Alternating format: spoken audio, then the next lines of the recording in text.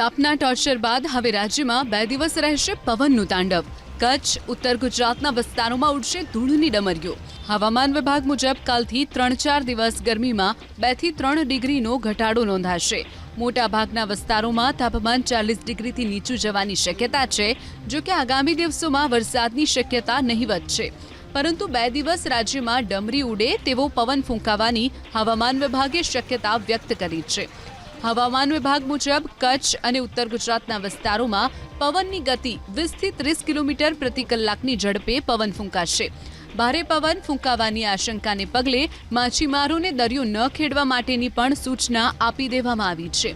હવામાન વિભાગ મુજબ વેસ્ટર્ન ડિસ્ટર્બન્સ સક્રિય થવાને લીધે 22 થી 24 એપ્રિલ વચ્ચે દરિયાકાંઠા નજીકના વિસ્તારોમાં ગરમ અને ભેજવાળું વાતાવરણ રહેશે.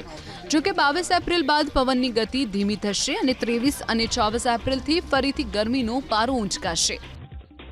डस्ट रेजिंग विंड्स की थोड़ी संभावना है, ज़्यादातर खास करके कच्छ में और सौराष्ट्र में भी, और डे 2 में थोड़ा सा साउथ गुजरात रीजन तक एक्सटेंड करेगा. थोड़ा धूल उड़ाती हवाएं हैं.